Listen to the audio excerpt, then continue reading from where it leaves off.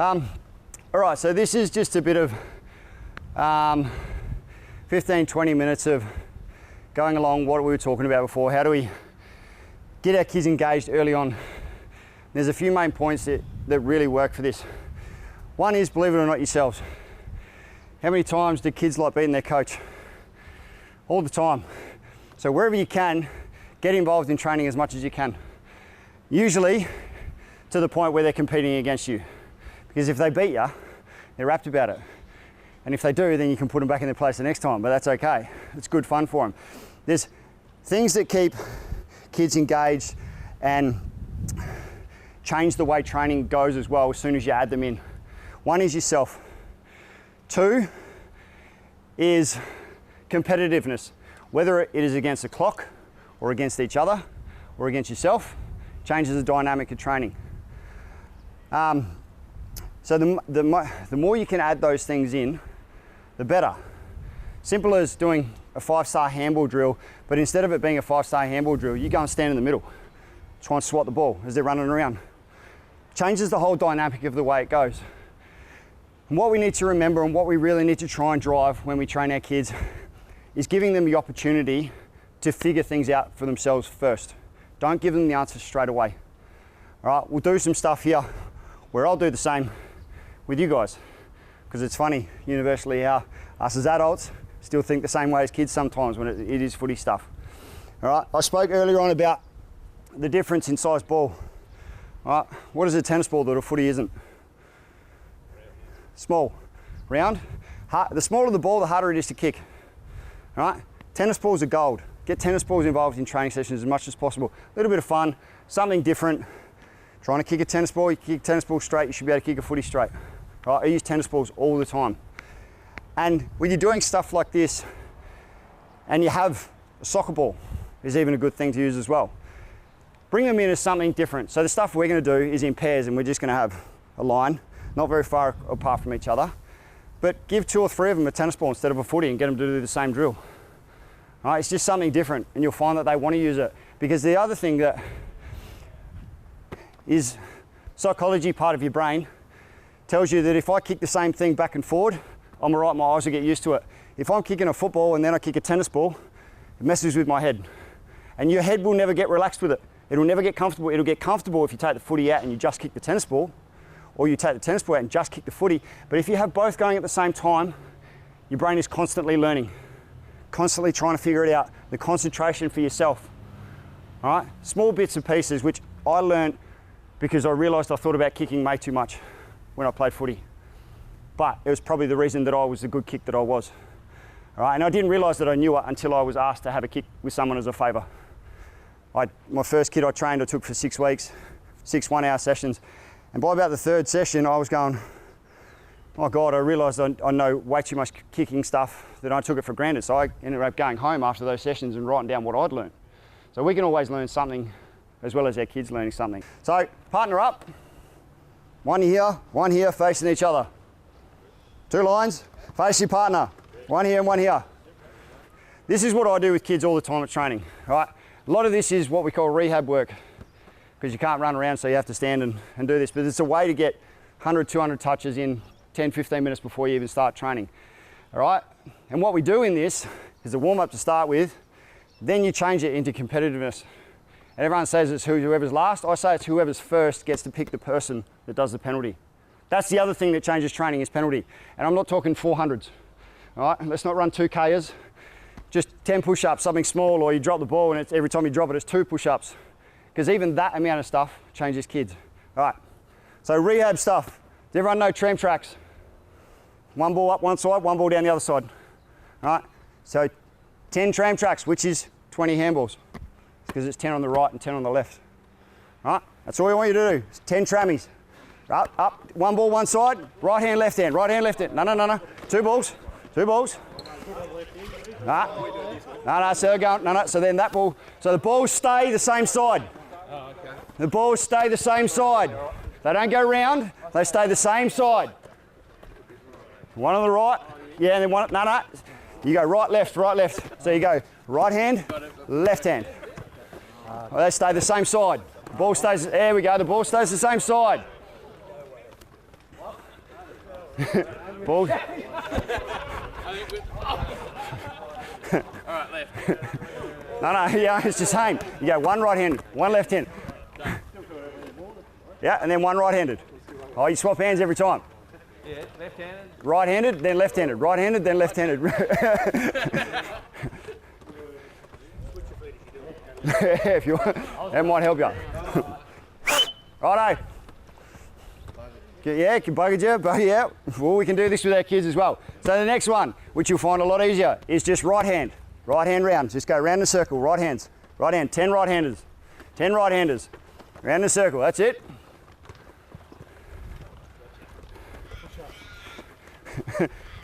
There we go. Good. Good. Andy. 85. You still do push-ups.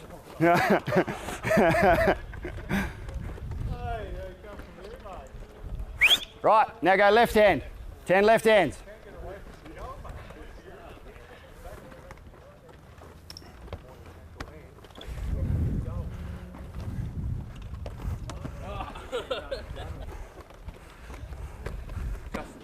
Yeah. Right. Learning part. How many of us through that whole process study like this? Instead of like this or like this? Learning part for kids. Same thing. Handball with your left hand should be your right foot forward. Handball with your right hand should be your left foot forward, all right? Next one. 10 over, 10 under. So one of you goes over the top for 10 handballs. The other one comes under for 10. And then you swap over. 10 over, 10 under.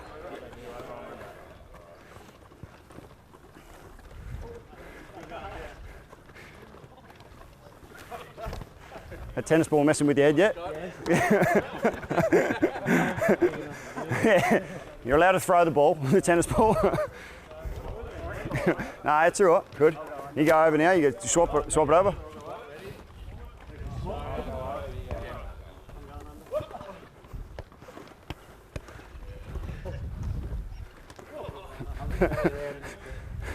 Get your head around a sec. Righto. Tennis ball swap, tennis ball swap, footy. Right, okay, so now there's your warm up and you've done 50 handballs without even realise. Now, and I'll give you the tip, the closer you are, the easier this is. That's just another tip we can figure out with your kids. But, so now you put it into a race. Righto, so when you do the whole sequence of what you just did. So we do 10 trammies, so it's 20 handballs to start. 10 right hand, 10 left hand, 10 over, 10 under. You turn that into a race with your kids. All right, ready? We're going to race it. Ready, go. 10 trammies, which is 20 handballs. Right, nah, up, down. Tram tracks is up, down. Here's one side, up the other side. Swap your feet over. When you do tram tracks, swap your feet over. It helps.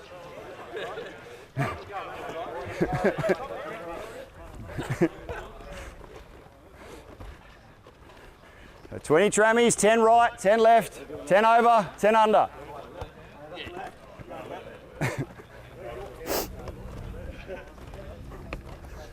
Swap your feet as you're going. 10 over, 10 under.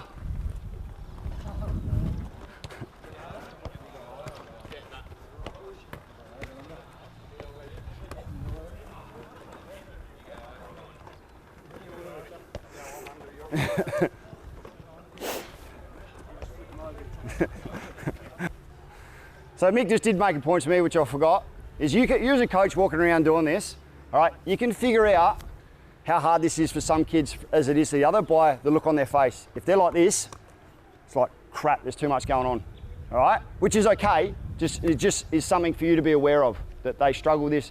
Everyone struggles with this, it's fine. There's no issue at all, all right? So now, we're coming closer, right?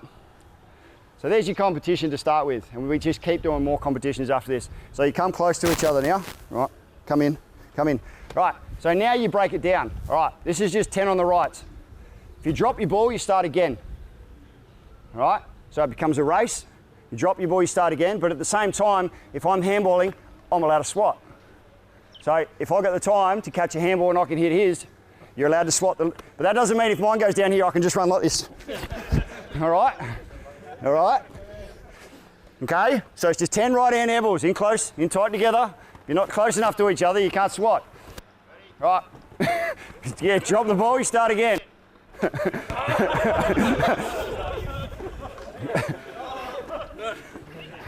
Guys on the end are usually the winners in this.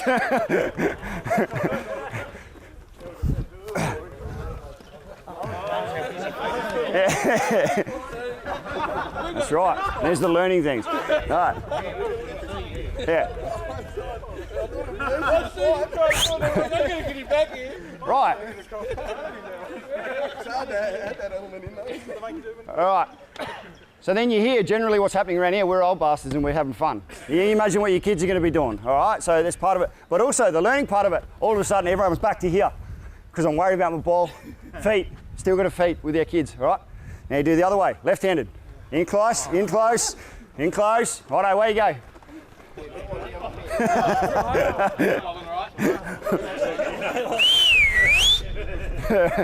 If we keep going, start again. When you drop it, we're going to be here all day. So that's all right. There you go. All right. We want to do that. Now we'll really confuse them. I want you to go 1, 3, 5, 4, 2. 1, 3, 5, 4, 2. Same thing. Same thing. What's the most important thing here with each other? Talk. All right. There's the educational part in this for the kids. 1 on the right, 1 on the left, 3 on the right, 3 on the left, 5 on the right, 5 on the left, and then down to 4.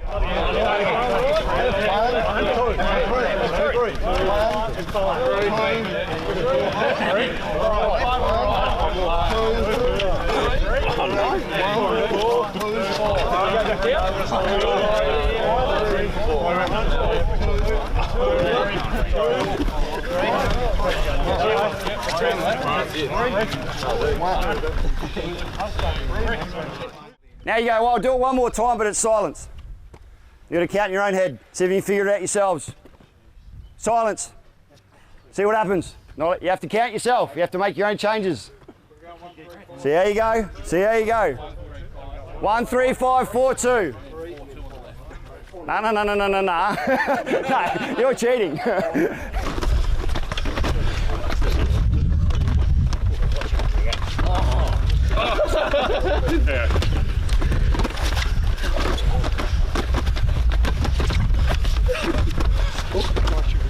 That's right.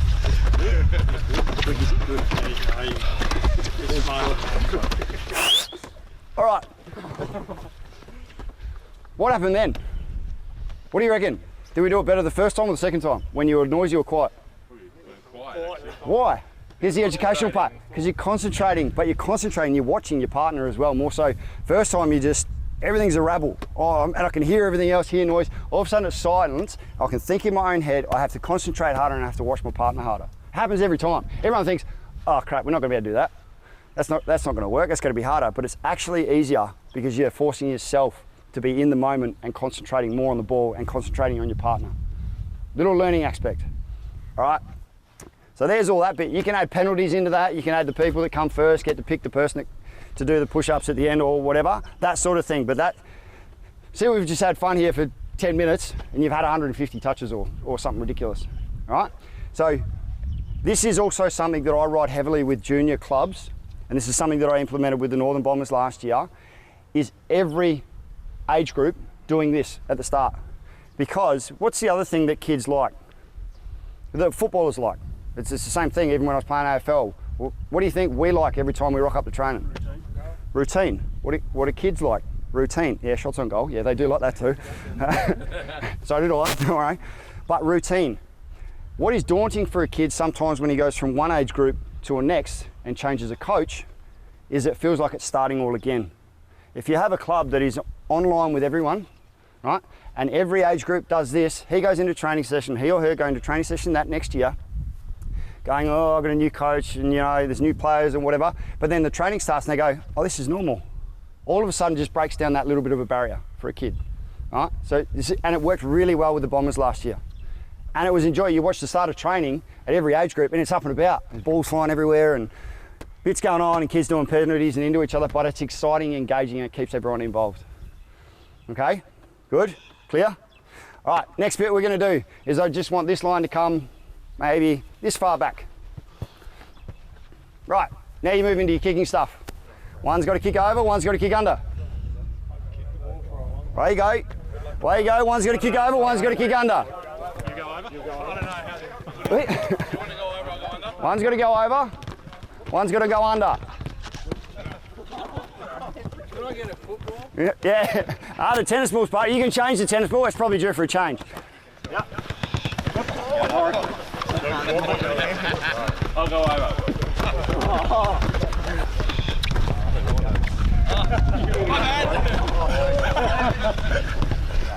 Go over. Yep. Righto. Learning part. What did we all do? No. What was the first thing we all said? Who's going over, who's going under? What are we supposed to be doing when we kick the footy? What? Watching it. What did everyone else do? Crap, here it comes. And this is what I do with the kids all the time. Try and let them figure it out for themselves. If I was to do this, because I've done it a lot of times, I stand here and I wait for him to kick and I kick slightly afterwards. But I know I can do that because I've done that for a long time. Teaching kids how to do this, what might be the best way for them to do this? No. This is where you got to figure one leader, one follower. Standing here, all right? I'm leading, but I'm kicking the footy, so I'm looking here. The whole time I'm looking here. Until I've kicked the footy, I have to watch the ball. I can stand here and communicate with my teammate for him to kick at the same time without us looking at each other. And that is as simple as 3, 2, 1, kick.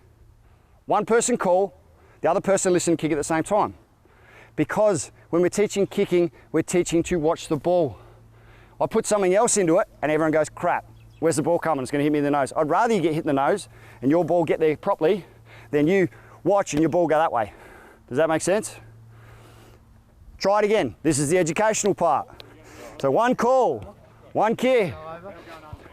Doesn't matter who goes over, who goes under. It matters when you kick at the same time. One of you's has got a call. 3, 2, 1, kick. And watch the ball. Watch the ball.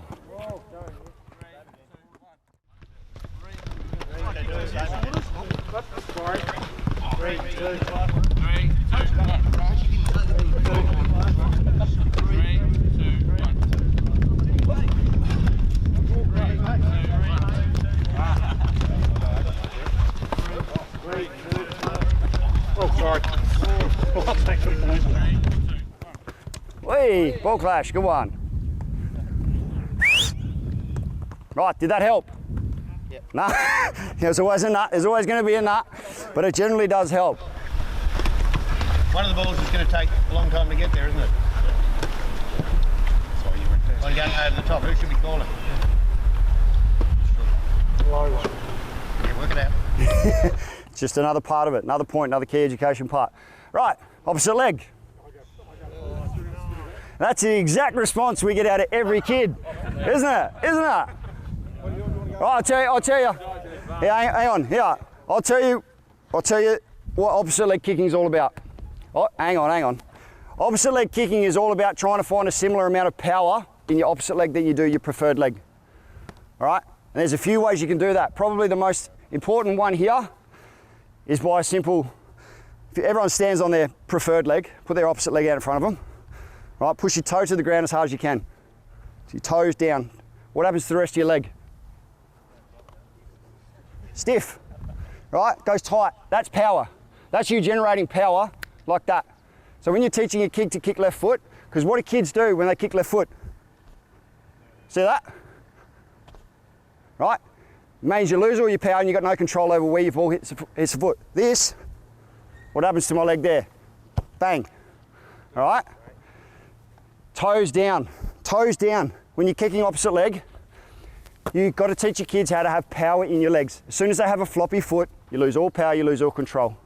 It's the same here with you guys. Opposite leg, because you're all whinging about it. Point your toe to the ground. Toe to the ground, one of you count, 3, 2, 1, kick. See how you go. All the way. Think a bit more. 3, 2, 2, 1.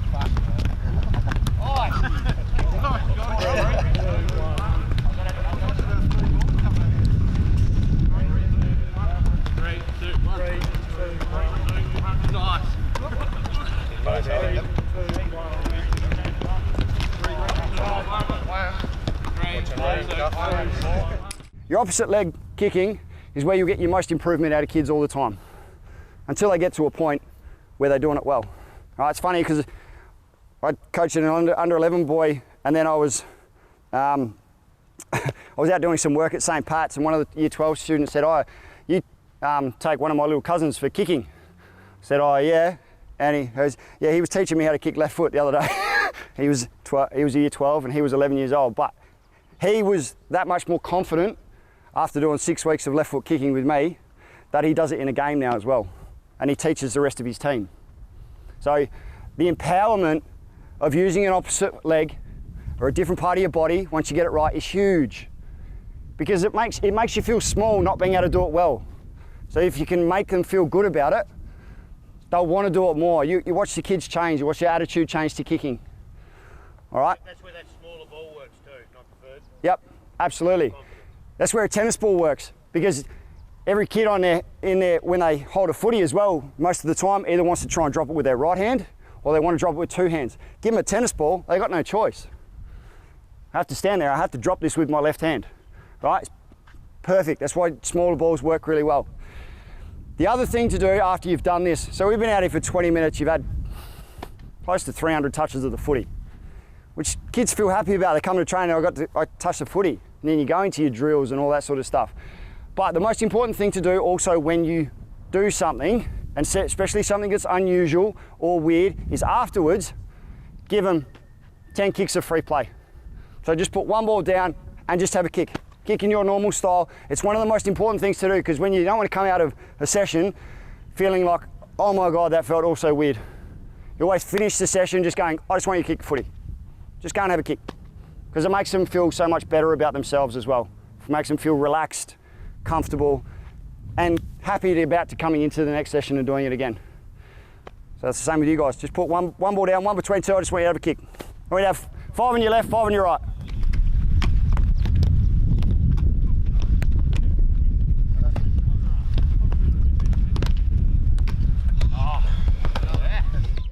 Who here wants to have a couple of extra kicks? Who wants to be my minion? 1 or 2 of you? 3 of you? Want to have some shots and goal? Yep. Righto, beautiful. All right, so how did you find all that? Good? Would you say it's a standard start? Doesn't have to be that much. Yeah. Right, say the first 15 minutes of training.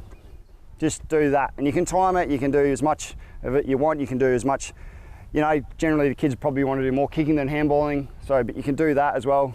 And you watch, if you do something like that with kicking as well, the educational side of things, where you just got one ball between the 2 and you're kicking, I say, all right, I want you to have 5 on your left and 5 on your right. All right, let them go, you watch the balls go everywhere. All right, bring it in and go, right, I want you to have 5 on your right, 5 on your left again. Every ball you drop, you got 2 push-ups. You watch it change. The educational part of that afterwards is coming in and going, right, why did you do it so much better? I go, because of push-ups. I'm like, well, okay, so do I have to stand on the ground with you during the game and go, you better kick this right or I'm going to give you push-ups? No, it's the educational part is, every time you touch the footy, treat it like gold. Right? All these little bits and pieces, try and let them figure it out for themselves first. Right? Because they won't go, we'll do this just as well without penalties, because they won't, no one does, unless you tell them. All right, goal kicking. All right, goal kicking is the only skill that hasn't improved in the last 50 years. Anyone tell me why? Practice is a little bit of it. Fatigue's a little bit of it. Right, this is getting more along the line. Does anyone know the difference between an open skill and a closed skill? Well, the environment doesn't really change the way you're doing. Yeah, so sort of. So like an open skill is running down the ground, picking it up, handballing, doing everything automatic, everything that's natural to you. A closed skill, something stand, think, deliver. Abnormal, right? Basketball free throw. Stand still, think, deliver. Lay up, not so much, run down the court, that sort of thing. It's the only closed skill in AFL, which is the only reason it hasn't improved in 50 years, because we don't acknowledge that it's a closed skill, and we don't acknowledge the fact that your head is making you think a hell of a lot more stuff than when you're just running down the ground, picking up the ball and kicking it. All right? So when I teach goal kicking is, I'll go through a process, right? And I'll get the guys out here and I'll see if you guys can figure it out as much as I can while we're doing it. So who was going to have a kick for goal? You three, righto. Come over here. First thing we do, right? Anybody here play shooter video games? Probably not. Lots of kids do, yeah. Right? So my brother was in the army. He used to work in reconnaissance and he used to work with the sniper shooting team. There's a sniper shooting term that says aim small, miss small. There's two parts to it. What do you think it is?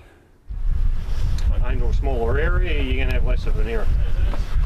Right, he's heard it before because I've told him before. So, aim small for a sniper, right? If I miss it by a small amount, what still happens? Still hit the target. All right, so what's small about the goals? Goal post. So the three guys are going to have a kick. I want you to come back out about 10 metres. I want you to try and hit the goal post. Come and have a kick. Come over here, guys, as well. This is the process we go through. Put a coffee. You can put a coffee on it, whatever. Yeah, mate. I'll join in. It's about here, right? And, hey, I've been off of late, so but. We have 3 shots. You can all do it if you want. Up to you. Oh, look at that. 1 from 1. On the money. You're right. Yeah, again, just have 2 each. 2 each. Oh, hit the behind post.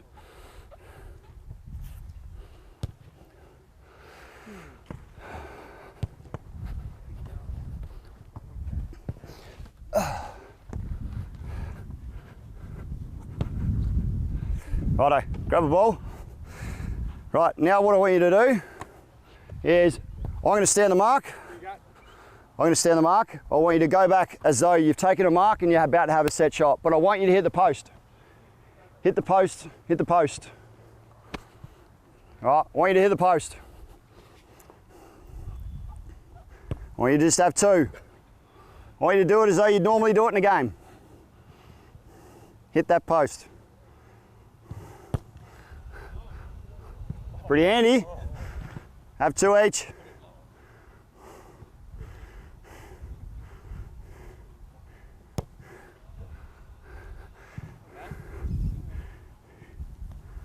Hit the post. 2 each. Where's the young fella? I want you to do 2 as well, as though you would do it.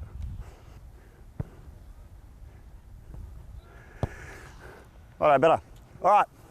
Now when I do this with kids, the question I'll always ask, what were you thinking about? What I asked you to do? Hit the goalpost. So what were you thinking about? Hit the goalpost. In the goalpost? All right. Do any of you think you did the same thing twice in your run-up?